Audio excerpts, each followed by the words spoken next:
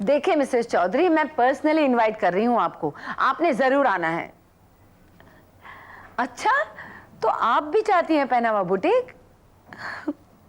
नहीं नहीं, मैं कोई मैसेज नहीं दूंगी, आप खुद ही पर्सनली आकर मुस्कान को कॉन्ग्रेचुलेशंस कहिएगा। जी अच्छा जी, नमस्ते। अरे मुस्कान बेटा, देख बेटा, मेरे तो सारे इनविटेशंस चले गए, कुछ तो मैंने फोन पर ही निपटा दिए। अच्छा बता, तूने आकाश को इनवाइट किया कि नहीं? क्या हुआ बेटा? माँ, मैं आकाश के घर गई थी, वहां श्राद्ध चल रहा था। श्राद्ध? किसका? आकाश जी की पत्नी का। आकाश की पत्नी? हाँ माँ, आकाश जी की पत्नी मर चुकी है।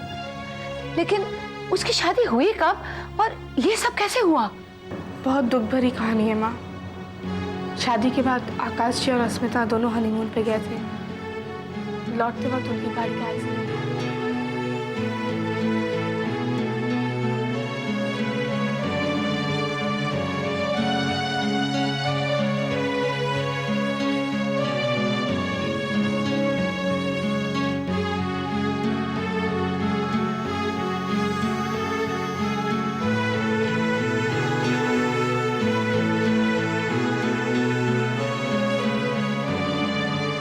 माँ, वो तो खुद को ही दोषी मान रहे थे अस्मिता की मौत के लिए।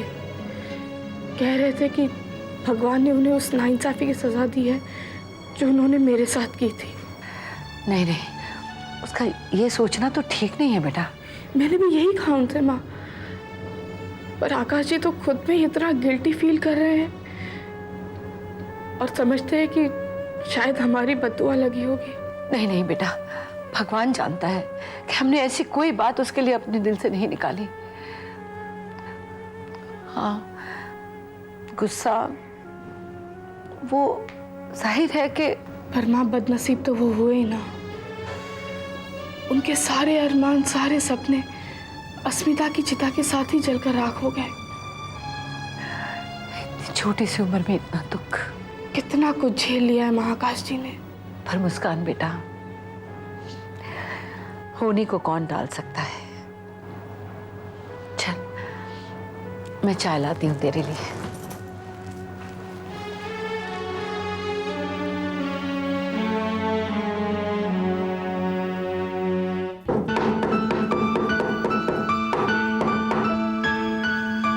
काजल, स्वीटहार्ट, ये क्या नई एडिशन की जा रही है इस कमरे में? ये देखो, कितना प्यारा सा बच्चा है ना। सुना है बचपन में बड़ा शैतान सा होता था। मोटू मोटू शाह, गोलू गोलू शाह। देखो, अब ये सारी तस्वीरें हमारे कमरे में ही रहेंगी। ये तो मेरी बचपन की तस्वीरें हैं। अच्छा, वैसे लगता तो नहीं है। कहाँ ये प्यारा प्यारा शाह, स्वीट स्वीट सा बच्चा, और कहाँ आप। नहीं नहीं नहीं, कहाँ से मिली तुम्हें ये तस्वीरें? बस मिल गई।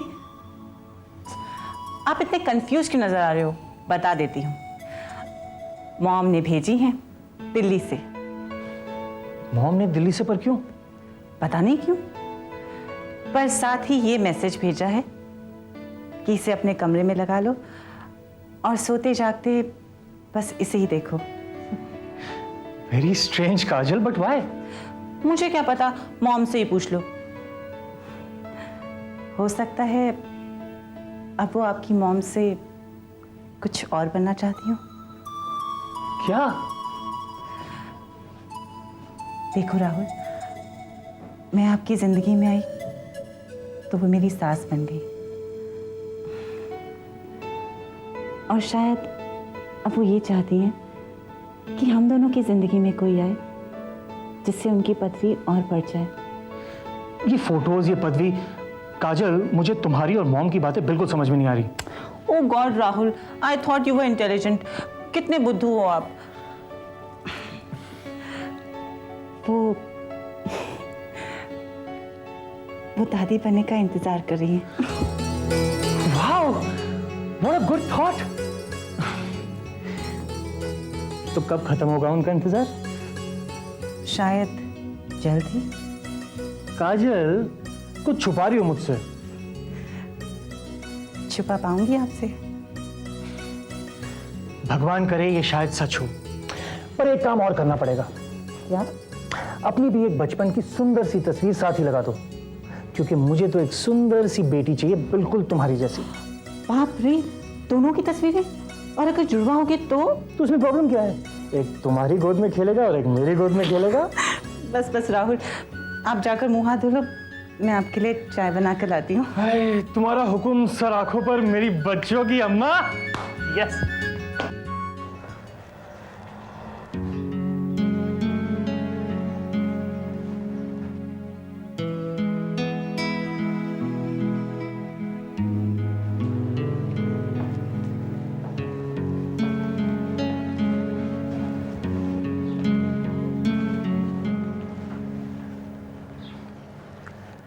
हाय मुस्कान। हाय, कैसे हैं आप? बस ठीक ही हूँ, कट जाएगी जिंदगी। अच्छा मुस्कान, आई एम रियली सॉरी, कल तुम घर पर आई थी, मैं पूछ नहीं सका, कोई काम? शायद सब कुछ जानना था आपके बारे में। आपने तो कभी कुछ भी नहीं बताया आकाश जी। मैं तो कल से उन बातों को अपने दिमाग से ही नहीं निकाल पा रही हूँ, और आपके साथ तो बीती है।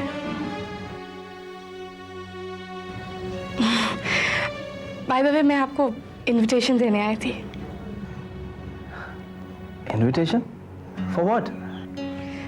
मैंने पहनावा बुटीक को टेक ओवर कर लिया है। Oh, that's great. That means you and Akshat are no more partners now. No, not anymore. But we are very good friends. बस बुटीक की मालकिन बनने की खुशी में ये पार्टी दे रही हूँ।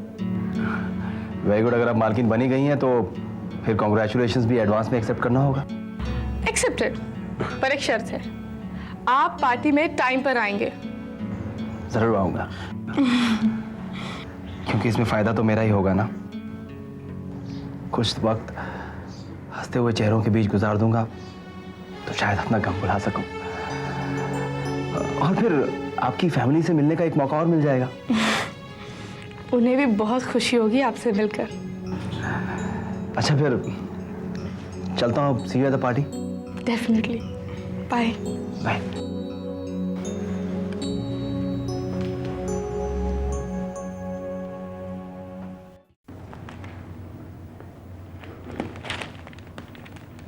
लो आ गया। कहाँ गए थे तुम? मैं कॉफी बना के लाई, तुम थे नहीं। माँ, वो मैं मुस्कान से मिलने चला गया था। वो अस्मिता के श्राद्ध वाले दिन अचानक आ गई थी ना, तो मैं। लेकिन वो क्यों आई थी? बस यही बात तो मेरे दिल में भी खटक रही थी, वही पूछने गया था। हाँ, वो मुझे पार्टी के लिए इनवाइट करने आई थी। माँ, तुम्हें पता है मुस्कान अब पहनावा बुटीक की प्रोप्राइटर बन गई है। अच्छा, बहुत गुणी लड़की है वो। एक बात पूछो आकाश, अब मुस्कान के लिए तुम्हारे दिल में क्या जगह है? जगह? माँ, अपनी जिंदगी में तो मैं उसे जगह नहीं दे सका, पर हाँ, मेरे दिल में उसने अपनी जगह बना ली है, अपनी डिग्निटी, अपनी पर्सनालिटी से। आकाश बेटा, अगर भगवान तुम्हें फिर से मौका दे मुस्कान के साथ जिंदगी बिताने का, तो? भगवान ने तो मौका दिया था पापा, पर मैंने जल्दबाजी में अपना फैसला सुनाकर भगवान के फैसले को बदलने की कोशिश की। तो तुम मानते हो तुम्हारा जल्दबाजी में किया हुआ फैसला गलत था? लेकिन बेटे, अब मुस्कान से मिलने का, उससे जानने पहचानने का तुम्हें मौका मिला है। क्या तुम अपनी पूरी जिंदगी उसके साथ बिताना चाहोगे? माँ, मेरे चाहने या ना चाहने से क्या होता है? ये सब कुछ तो मुस्कान की चाहत पर डिपेंड करता है। और मुस्कान क्या चाहती है बेटा?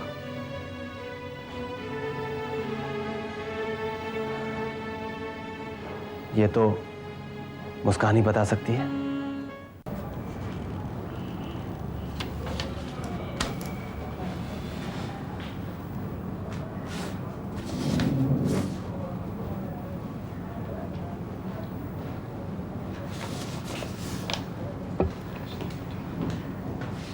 मैं आई कम इन? पूजा, अरे इतना हैरान क्यों हो रहे हो मुझे यहाँ देखकर? देख रहा हूँ कि मेरा इतना डल सा ऑफिस एकदम से इतना ग्लैमरस कैसे लगने लगा है। बैठो। थैंक्स। यू नो व्हाट, इस ऑफिस में लड़कियां बहुत कम आती हैं और खूबसूरत लड़कियां तो। ऐसी बात है तो चलो, आज ये खूबसूरत लड़की तुम्हें एक इनविटेशन देने आई है। Invitation for what? अमन, तुम्हें पता है मुस्कान दीदी पहनावा बुटीक की सोल ओनर बन गई है। That's a good news. I know, I am very happy. बस उसी खुशी में हम एक पार्टी दे रहे हैं। And I'm honored. Oh that's okay. अरे तुम्हारे लिए तो ये डबल ऑनर वाली बात हो गई ना। कैसे? भाई मुस्कान दीदी के गेस्ट तो तुम हो ही, और मेरे भी। Excuse me. या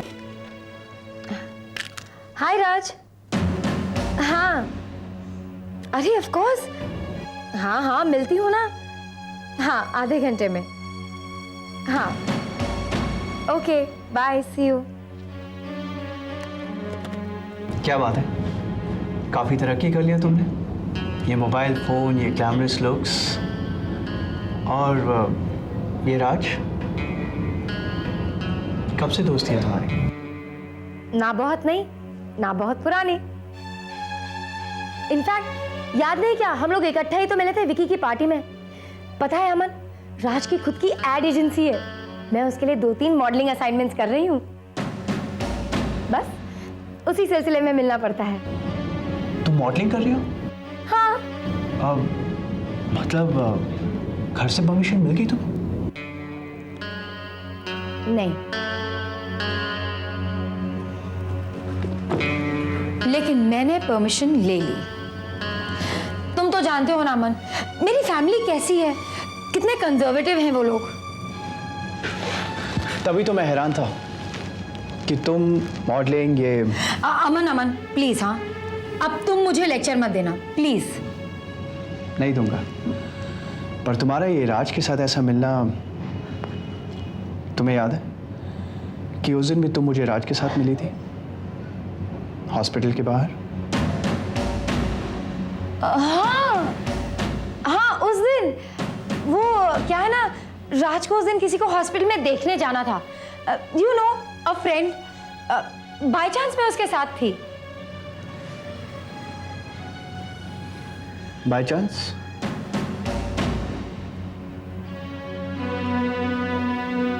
अच्छा अच्छा, ऐसे मत देखो मुझे। मैं तुमसे नहीं छुपाऊंगी। आफ्टर ऑल तुम मेरे इतने अच्छे और पुराने दोस्त जो हो। तुम्हें पता है कोमल भी ना कुछ कुछ जानती है। अब मैं क्या करूं, घर वालों से जो बात छुपाती हूँ वो किसी ना किसी को तो बतानी पड़ती है ना। अब ये मोबाइल है ना, घर में सबको यही लगता है कि ये मोबाइल मेरी फ्रेंड का है। पर तुमने ये मोबाइल कहां से लिया? खरीदा थोड़ा ना, राज ने दिया है, गिफ्ट। राज?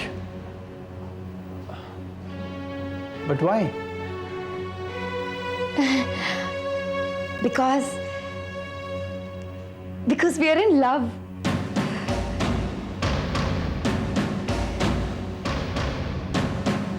मैं राज से बहुत प्यार करती हूँ, बहुत।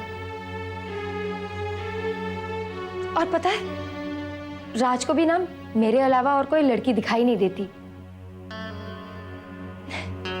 बात अभी मेरे दिल में होती है और वो समझ भी लेता है।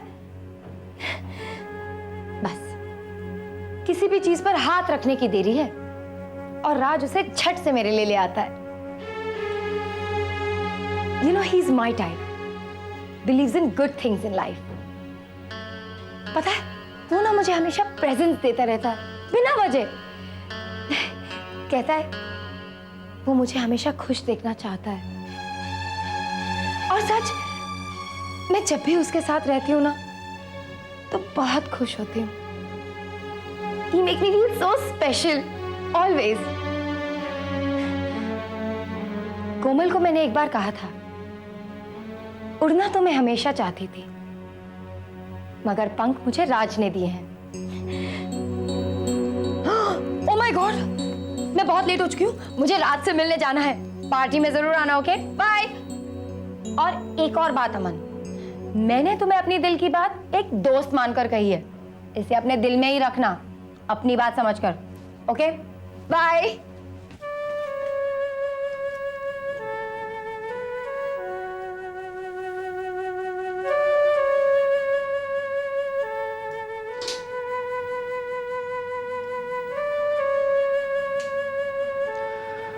अमन, ये देखो हेडलाइन न्यूज़ है। नारकोटिक्स डिपार्टमेंट ने कितनी बड़ी कंसाइनमेंट पकड़ी है ड्रग्स की। शक है कि इसके पीछे भी उसी सिंडिकेट का हाथ है जिस पर सरकार को काफ़ी शक है। ये देखो, इन्वेस्टिगेटिंग एजेंसी ने कुछ रिपोर्ट भेजी है। अब सरकार की तरफ से केस हमें लड़ना है।